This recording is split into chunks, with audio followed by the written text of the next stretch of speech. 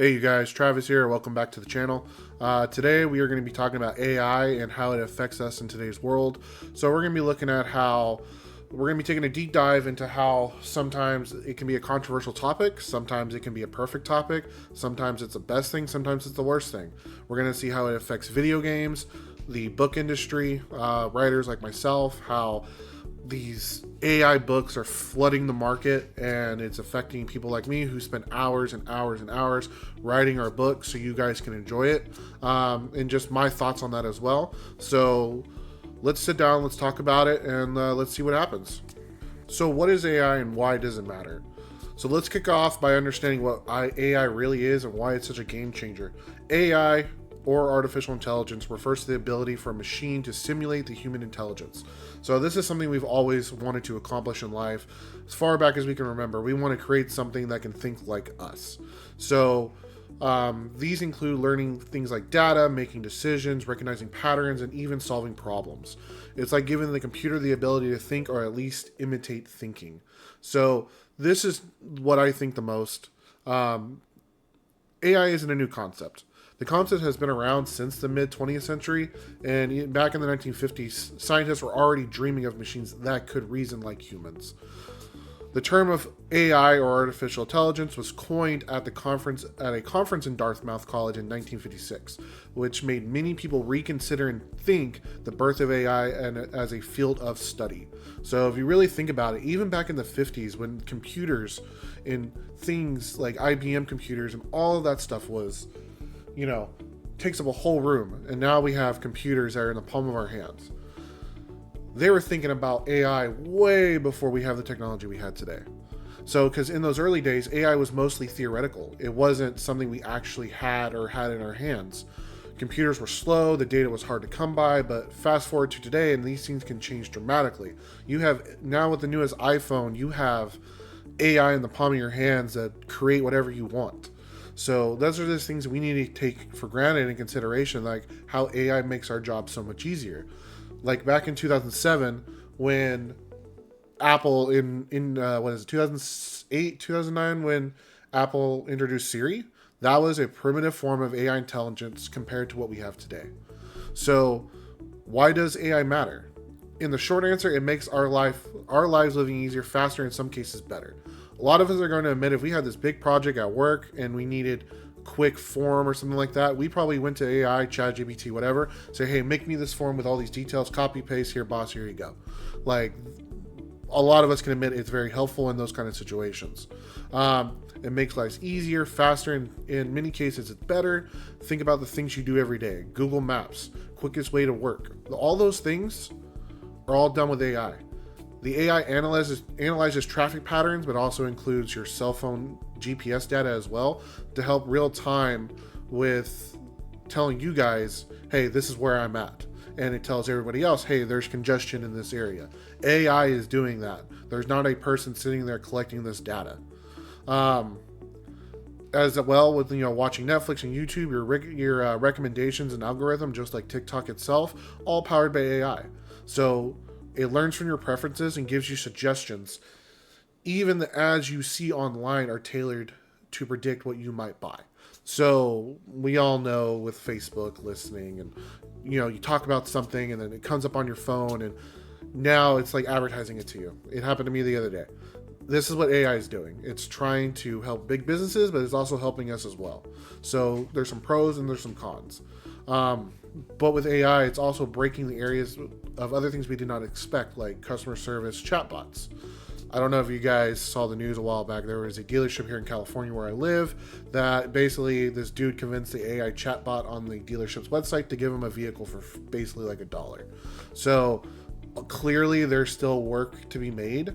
And I have some of my examples as well. I was trying to get in contact with the California DMV. DMV has a chatbot now, and I put in what I wanted, and it gave me something completely different. So we can see that AI is still learning. These companies are rolling out things that are not perfect yet.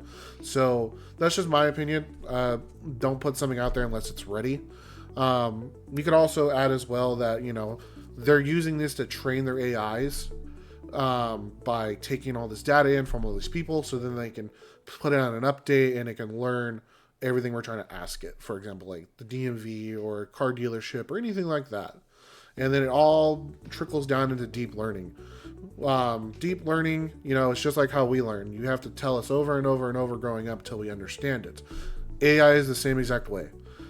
Deep learning is responsible for some of the most impressive AI advancements we have today, like facial recognition, autonomous vehicles like Teslas and Waymo and all those other companies that just, have their vehicles out there just driving by themselves. Without doing the work that we've already done for them, those AIs would not know what to do. So even voice assistants that understand your natural language is all because we've given it feedback and we've given it data to collect in order to understand what we're saying. But kind of the last thing I want to say is, but what really interesting is AI isn't just reaching the world. It's starting to generate and create, music, art, helping people write books, helping video game developers with their code. AI has so many positive things, but in the eyes of like big government or not big government, but big business, if they take that AI and they like start wiping out jobs, that's when this becomes a problem, and that's something we need to definitely understand. So why is this all happening now? And these are the three things I see why. Data. We're creating more data than ever before, like social media posts, search engines, queries, and smart device collecting information. If you think about it, an average home has at least 8 smart devices connected to its home network, collecting data. If you don't read the usage terms, you're going to see that it collects all the data. It may even access to your Wi-Fi and what other devices are on your Wi-Fi.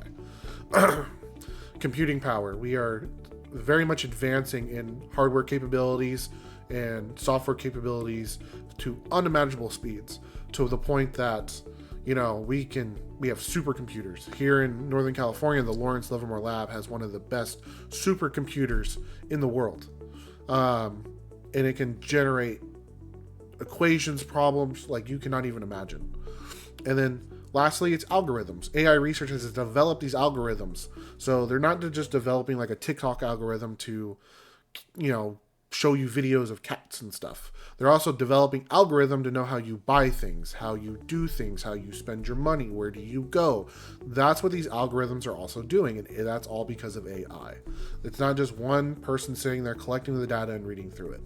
We need a program, we need AI to do this for us. So it's good and bad. So yes, the big businesses are using it, but at the same time, we can use it for ourselves as well. But in the matter of which context is it, good, bad, you can be the judge of that. But all in all, AI matters because it's no longer just a tool for tech experts. It's for people like me and you. People like me and you have to understand that we are using this to better ourselves and better ourselves in life. Bigger companies are using it to profit off of us. So we need to use the tools that are given to us out in the public to do what's best for us. And I feel like that is what we need to do. But that's just kind of the whole explaining of AI, where we're at today, and just kind of everything else. If there's any questions, leave a comment down in the video. I'll definitely answer it. We can make a follow-up video talking more about AI, how it's just not a trend, it's a transformation. It's like the smartphone. 2007, we got the first real smartphones, and then now it's just transforming into what we have today. 4K cameras in your pocket and every AI in your pocket. It's not everything on a computer anymore. Realistically, how many people actually still have a computer that they're not playing video games on? So now that we've covered the first topic today, I kind of want to segue into my next topic right now, and I want to just kind of deep dive a little bit into section 2 of AI in gaming. AI in gaming is definitely a big topic for me, and as we transition over to this, I definitely want to deep dive into a little bit of this myself, just because I am an avid gamer. I do have some background in video game development using Unity. I've taken some classes in the past, and I want to talk to you guys, the pros and cons of this, and how can this affect us as an industry, as also as a consumer. So AI in gaming. So let's talk about that. If you're a gamer like me, you probably have noticed how games are becoming more immersive and more intelligent, and they take longer to develop. So in order for game developers to cut back the development times, like take for example GTA, like they're probably not using a whole lot of AI besides with their NPCs. But take the NPCs, for example. Remember, when non-playable characters, they just repeat the same lines and actions.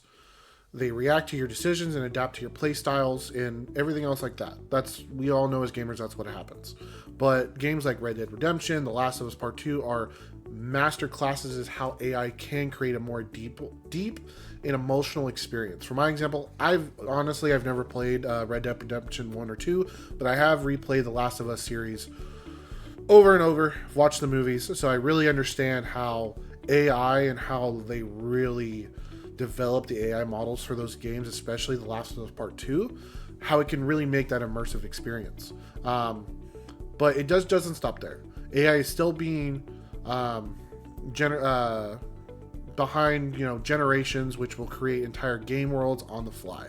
So as each generation of AI continues, AI is just going to get better and better and better.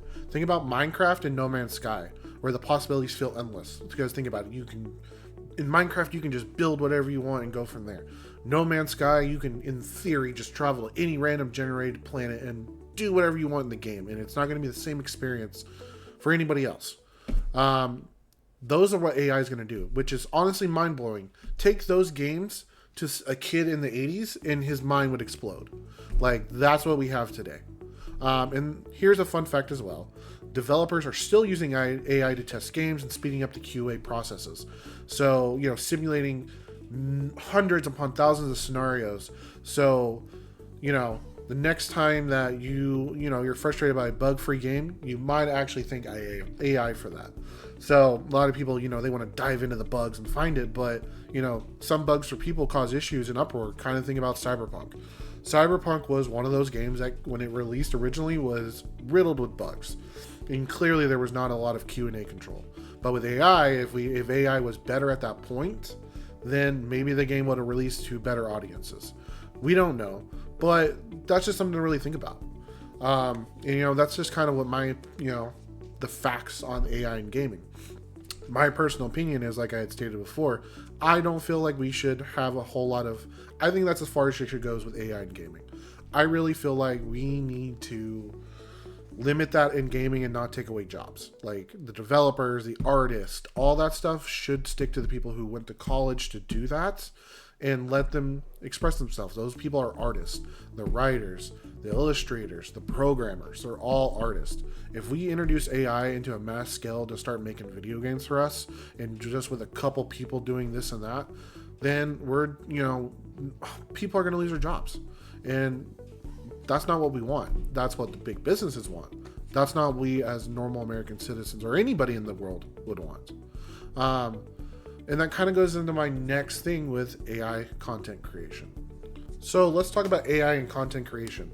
Let's shift gears a little bit and let's just kind of understand how that affects people like me as a YouTuber and a content creator, as a book writer myself, and people like you in normal day life. So some of you guys and video creators and artists like myself are really encouraged to use ChatGPT, Midjourney, DALL-E, all those different kinds of program and writing tools to help generate stories, ideas, everything like that. Because, for example, I used ChatGPT to help me generate some ideas for this video, and I had to go do some of my own research and kind of write this script so I could talk to you guys. Like right now, I'm reading off my script. I'm not reading off ChatGPT. I'm just reading what I wrote, and AI helped me with that. If not, it would have taken me maybe a couple days to research this video, but I was able to do this in like 5 hours. So yes, AI is a great tool for examples like this to help us put out better content, more higher quality content, and just to help us all over in general. But AI is also making tools for Photoshop, and Premiere Pro even has their own kind of AI generative tool, which is helping people. Great. Those are great things. But here's why it gets tricky. While AI can still speed up the creative process, there is a growing concern it might replace jobs, like I've said before, and it's not going to be creative. The market's going to be flooded with just seeing generic stuff repeated over and over. I get, that's how a lot of artists work. They look at something, they take inspiration, and they go from there. But AI is totally a different thing in that aspect. It's the same things over and over, regenerated in a different way. That's not art, in really my opinion. That is just, in my eyes, kind of a placeholder. And it's going to just replace jobs, and it's going to be able to eventually make a masterpiece in seconds. And what does this mean for traditional artists? It's a debate I'm worth having, but it's not where somewhere I can completely speak in. But I think this is definitely something that we should definitely talk about. So if you guys are definitely interested, put a comment down below, and I definitely want to talk about this in the comment section. I might make a follow-up video on this section as well. We can talk about AI and content creation and whatever you guys want to do. The last thing I just really want to talk about is challenges of AI. So the challenges of AI, like I've talked about briefly in this video so far, is there's going to be a lot of challenges with AI. Jobs being taken away. There might be some jobs created. But overall, I think there's more flaws and there's more cons than there is pros. Because as AI gets better, think about Cyberpunk. Think about any futuristic book or movie you've ever watched that has AI and self-flying cars and all this other stuff. Think about this. AI will run everything. There will not be jobs for us. It'll be it'll be rich people and poor. The people who got into that industry when they could, and the people who didn't. People who don't have a college education, people who have a college education. There's going to be a bigger gap in the world when AI gets to a certain point. That is just my personal opinion, just from things that I've read, and those are just my facts. Or they're not my facts, but my opinions. So if you guys understand that, take that as you guys will. I know you guys have your own opinions about it, but just understand that that is what we do. We all have our own opinions. But those are going to be some of the challenges with AI, like the ethical side of it. AI systems are only as good as the data they are trained on. So, and that data can be biased. So politicians, political elections, all that can be tied into the algorithms. Trump, says that he thanks TikTok for winning the election for him. I'm not political. I'm not going to speak on politics, but that's just what he said. A couple other things we won't forget about is privacy. Do you really want an algorithm collecting your details about your life? Because that's what it's doing. Every time you're on TikTok, YouTube, Facebook, searching things on Amazon or Google, those algorithms are collecting your data. So it's a matter of, do you want that or do you not want that? Me personally, I don't care. Like, we've all been doing it for so long. They know already everything about us. If you stop now, there's really no reason to at this point, unless you really just wanted to go like dark off the internet and just be like you're in the 90s or something. But like my wife, for example, she doesn't really download apps on her iPhone. She does everything through browsers and, incognito, and she does everything that she can to prevent any of her data being stolen and tracking. And I've noticed that she doesn't have as many as targeted ads to her compared to me because of that. So that's just something to really take into consideration. And, I just want to, finish this video out here with a call to action to everybody. And, that's a wrap on this video today. AI is already shaping our lives in the ways that we couldn't have dreamed of, but we need to consider the pros and the cons with AI and what we can do to help it, and also what we can do to prevent the negatives of those outcomes. So if you enjoyed today's video, I would really like a subscribe, follow, leave a comment down below, and hit the notification bell so you don't miss the next one. This is like my first real documentary style video, and I hope you guys really enjoyed it. I did spend a lot of time on this as well. If you guys want to check it out, my book, The Last Exodus, is available on Amazon. I'll leave a link down in the description below, or it will be in my bio in the video, or on my page as well. Book 2 is on the way. May 1st, 2025 is when book 2, The Early Awakening, comes out. So I highly appreciate if you guys could go check that out. And please give me a follow, and I would highly appreciate it. And you guys have a wonderful, good day, and I will see you guys on the next video. Peace.